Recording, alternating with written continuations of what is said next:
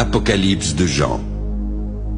Révélation de Jésus-Christ que Dieu lui a donnée pour montrer à ses serviteurs les choses qui doivent arriver bientôt. À celui qui nous aime, qui nous a délivrés de nos péchés par son sang, qui a fait de nous un royaume et des sacrificateurs pour Dieu son Père. À lui soit la gloire et la puissance au siècle des siècles. Amen. Moi, Jean, votre frère, qui ai pris part avec vous à la tribulation, au royaume et à la persévérance en Jésus, j'étais dans l'île appelée Patmos à cause de la parole de Dieu et du témoignage de Jésus. Je fus transporté en esprit au jour du Seigneur. Je suis l'alpha et l'oméga, dit le Seigneur Dieu, celui qui est, qui était et qui vient, le Tout-Puissant. Et j'entendis derrière moi une voix forte, comme le son d'une trompette qui disait « Ce que tu vois, écris-le dans un livre et envoie-le aux 7 églises, à Éphèse, à Smyrne, à Pergame, à Thyatire, à Sardes, à Philadelphie et à Laodicée. » Et voici, une porte était ouverte dans le ciel. Je me retournai pour connaître quelle était la voix qui me parlait. Je vis alors 7 chandeliers d'or. Et au milieu des 7 chandeliers, quelqu'un qui ressemblait à un fils d'homme, vêtu d'une longue robe et portant une ceinture d'or sur la poitrine. Voici, je me tiens à la porte et je frappe. Si quelqu'un entend ma voix et ouvre la porte, j'entrerai chez lui. Je souperai avec lui et lui avec moi, de la part de Jésus-Christ, le témoin fidèle, le premier-né des morts, le prince des rois de la terre. Voici, il vient avec les nuées et tout œil le verra, même ceux qui l'ont percé. Toutes les tribus de la terre se lamenteront à cause de lui. Oui, Amen. Puis je vis le ciel ouvert, et voici parut un cheval blanc. Celui qui le montait s'appelle Fidèle et Véritable. Il juge et combat avec justice. Il lui a été donné de se revêtir d'un lin fin, éclatant et pur. Car le lin fin, ce sont les œuvres justes des saints. Les armées qui sont dans le ciel le suivaient sur des chevaux blancs, revêtus d'un lin fin, blanc et pur. Puis je vis dans la main droite de celui qui était assis sur le trône un livre écrit en dedans et en dehors, scellé de 7 sceaux. Voici le lion de la tribu de Juda. Le rejeton de David a vaincu pour ouvrir le livre et ses 7 sceaux. Et je vis au milieu du trône et des 4 êtres vivants, au milieu des vieillards, un agneau qui était là comme immolé. Celui qui vaincra, je le ferai asseoir avec moi sur mon trône, comme moi j'ai vaincu et me suis assis avec mon Père sur son trône. Que celui qui a des oreilles entende ce que l'Esprit dit aux églises.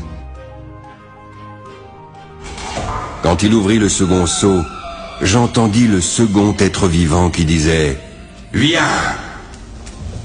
Il sortit un autre cheval, roux. Celui qui le montait reçut le pouvoir d'enlever la paix de la terre, afin que les hommes s'égorgeassent les uns les autres. Une grande épée lui fut donnée.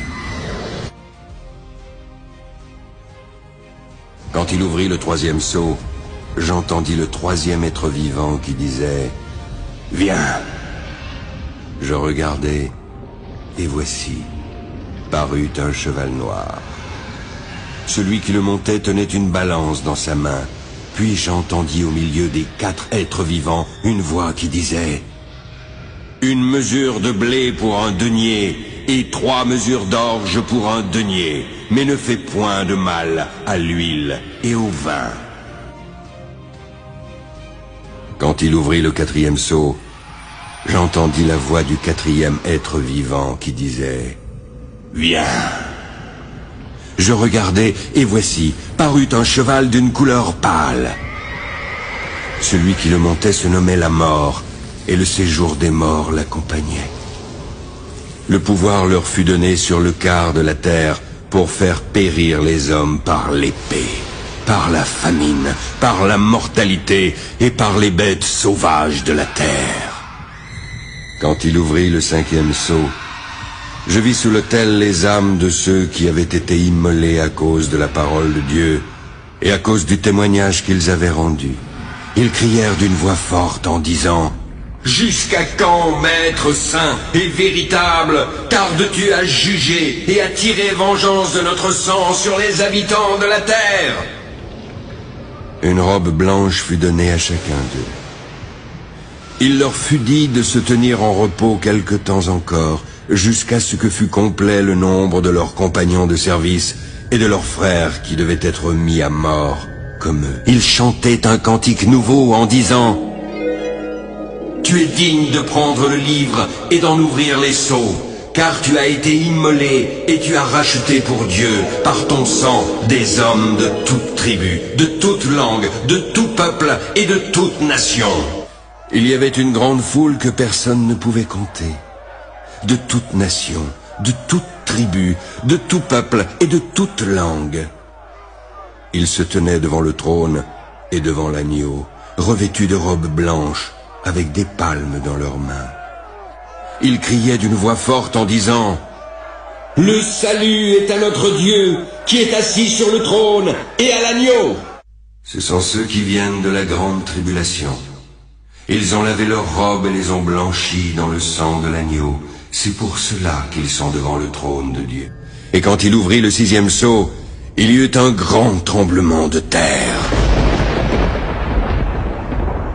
Le soleil devint noir comme un sac de crin, la lune entière devint comme du sang, et les étoiles du ciel tombèrent sur la terre, comme lorsqu'un figuier, secoué par un vent violent, jette ses figues vertes. Quand il ouvrit le 7e sceau, il y eut dans le ciel un silence d'environ une demi-heure. Je vis les 7 anges qui se tiennent devant Dieu, et 7 trompettes leur furent données. Les 7 anges, qui avaient les 7 trompettes, se préparèrent à en sonner. Le premier sonna de la trompette, mais il y eut de la grêle et du feu mêlés de sang qui furent jetés sur la terre. Le tiers de la terre fut brûlé, le tiers des arbres fut brûlé, et toute l'herbe verte fut brûlée.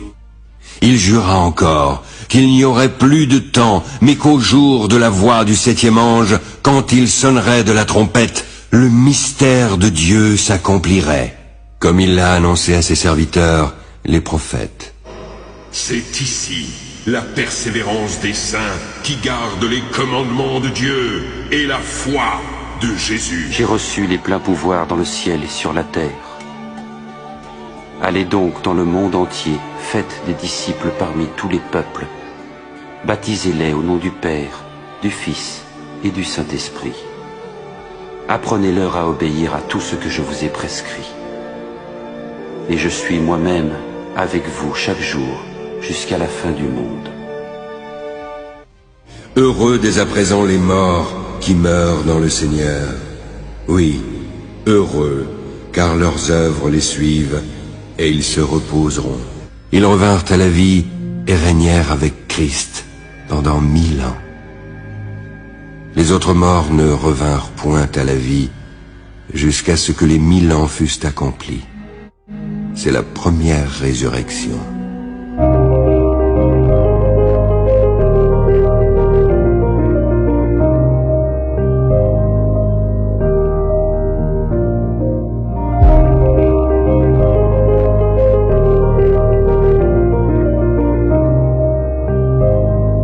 Il me montra la ville sainte, Jérusalem, qui descendait du ciel d'auprès de Dieu, ayant la gloire de Dieu.